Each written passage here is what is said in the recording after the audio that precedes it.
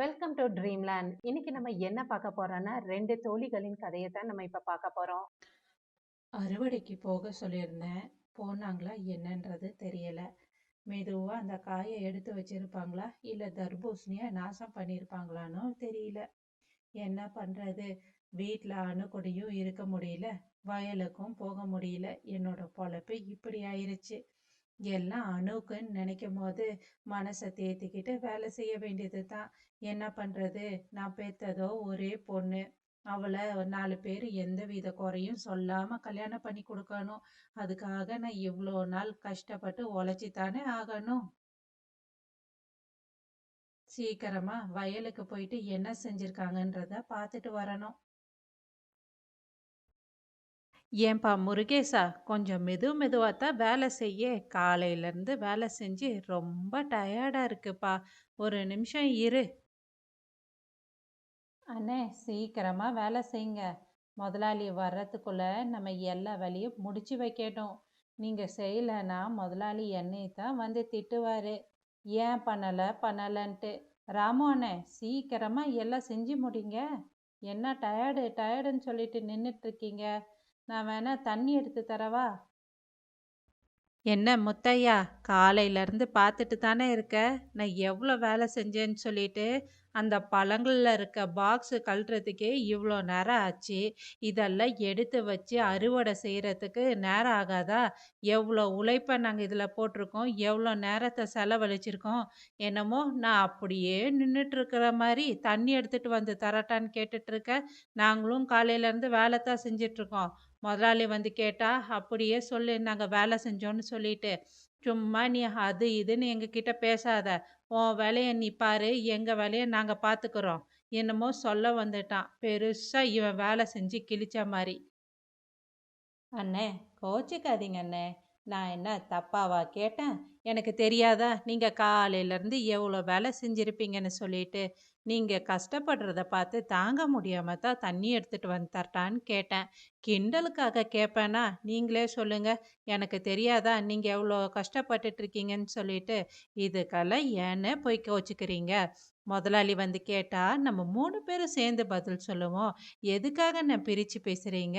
நானும் வேலை தான் செய்ய வந்திருக்கேன். ஒரு நாள் கூலி தான் எனக்கும் கிடைக்கிது. அதே மாதிரி நீங்களும் இங்கே வேலை செய்ய வந்திருக்கீங்க. அதே ஒரு நாள் கூலி தான் உங்களுக்கும் கிடைக்கிது. இதில் நான் உங்களை போட்டு கொடுத்து எனக்கு என்னன்னே கிடைக்க போகுது? சொல்லுங்க பார்ப்போம். மன்னிச்சுக்கோ முத்தையா, நீயும் நானும் ஒன்றுன்றதையே மறந்துட்டேன். சரி முத்தையா, நான் தெரியாமல் சொல்லிட்டேன். நீ உன் வேலையை பாரு, நான் என் வேலையை பார்க்குறேன்.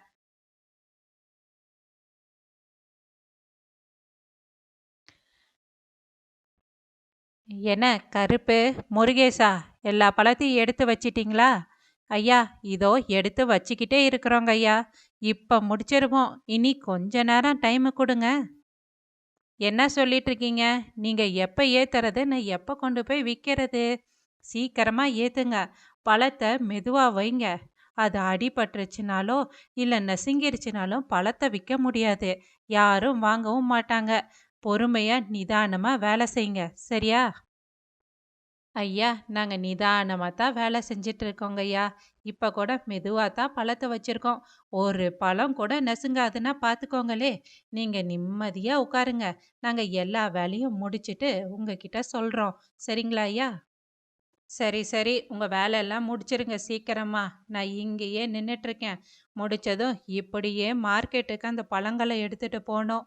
இன்றைக்கே எல்லாத்தையும் விற்றுட்டு தான் வரணும். இல்லாட்டினா பழம் எல்லாம் நாசமாக போயிடும். சீக்கிரமாக ஏற்றுங்க.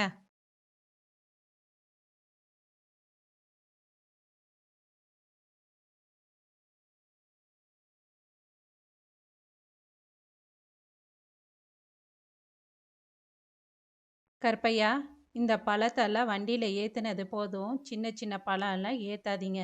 அது எடுத்துகிட்டு போனாலும் விற்க முடியாது. சரி, நீங்கள் காலையிலேருந்து இந்த வெயிலில் கஷ்டப்பட்டிருக்கீங்க.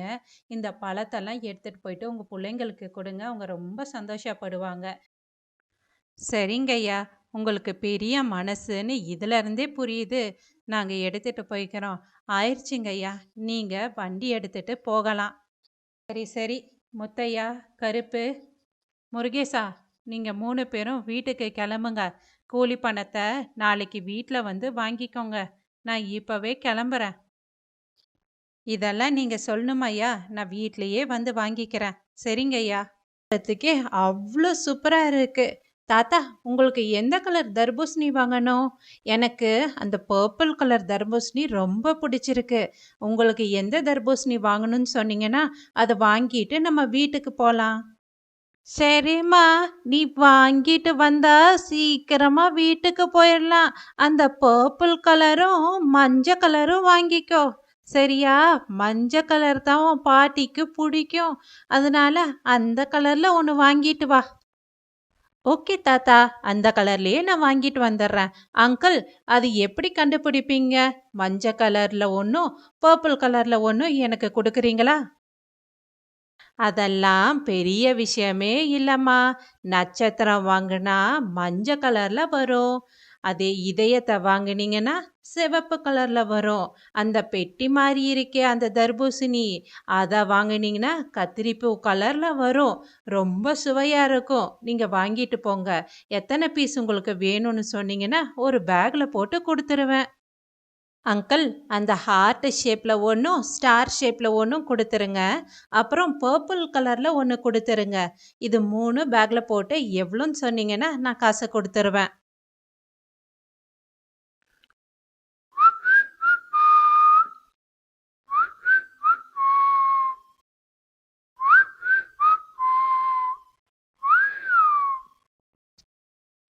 இவர் வேற ஒருத்தர் அந்த பொண்ணை பார்க்க விட மாட்டாரு.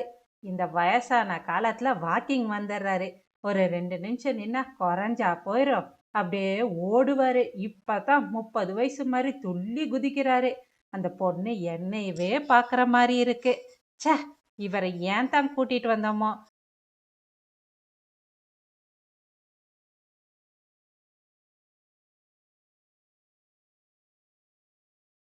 ஐயா, கொடுங்க. எனக்கு ஒண்ணு எனக்கு கொடுங்க. ஒண்ணு.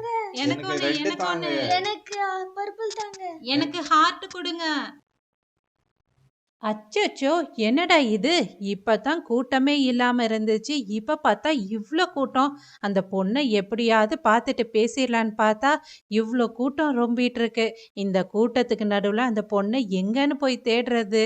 இந்த தாத்தா ஒருத்தர் ஒரு 2 நிமிஷம் நின்னு இருந்தா அந்த பொண்ணை பார்த்து பேசியிருக்கலாமோ? ச்சே, என்ன பண்றது? என் நேரம்.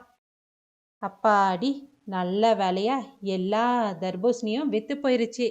எப்படியோ இன்னைக்கு நல்ல லாபம் பார்த்துட்டோம். எல்லாத்துக்கும் ரொம்ப பிடிச்சிருந்துச்சு. லக்ஷ்மி கிட்ட உடனே இது போய் சொல்லணும்.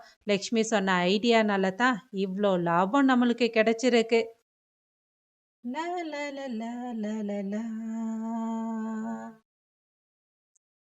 லக்ஷ்மி, லக்ஷ்மி, இன்னைக்கு நான் ரொம்ப சந்தோஷமா இருக்கேன். என்னங்க சொல்றீங்க? ரொம்ப சந்தோஷமா இருக்கீங்களா? அந்த சந்தோஷமான விஷயத்த என்கிட்டயும் சொல்லுங்க. லக்ஷ்மி, இங்க பாரு லக்ஷ்மி, நம்மளுக்கு எவ்வளோ லாபம் கிடைச்சிருக்குன்னு. லாபம் 2 லட்சம் ரூபாய் வரையும் கிடைச்சிருக்கு. தர்பூசணி போட்டு இதுவரைக்கும் இந்த லாபம் வந்ததே இல்லை லக்ஷ்மி. நீ சொன்ன ஐடியா வச்சு தான் இவ்வளோ காசு சம்பாதிச்சிருக்கேன். இந்த லக்ஷ்மி, வாங்கிக்கோ. ஏங்க, அவ்வளோ லாபம் வந்திருக்குங்களா? இந்த பணத்தை சாமி படத்துக்கிட்ட வச்சு தான் முதல்ல கும்பிடணும். நம்மளுக்கு நல்ல காலம் ஆரம்பிச்சிருச்சுங்க. நம்ம அணுவையும் ஸ்கூலில் சேர்த்துட்டோம். இப்போ நல்லா விவசாயமும் லாபம் தருதுங்க. ரொம்ப சந்தோஷமா இருக்குங்க.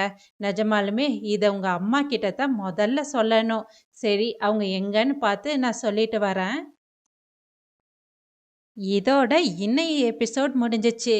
நீங்க இந்த தொடர்ச்சியை பார்க்கணும்னு ஆசைப்பட்டீங்கன்னா ட்ரீம்லேண்ட் சேனலை சப்ஸ்கிரைப் பண்ணி கீழே இருக்க பெல் ஐக்கானையும் கிளிக் பண்ணிக்கோங்க. அடுத்த எபிசோட்ல நான் உங்களை சந்திக்கிறேன். நன்றி.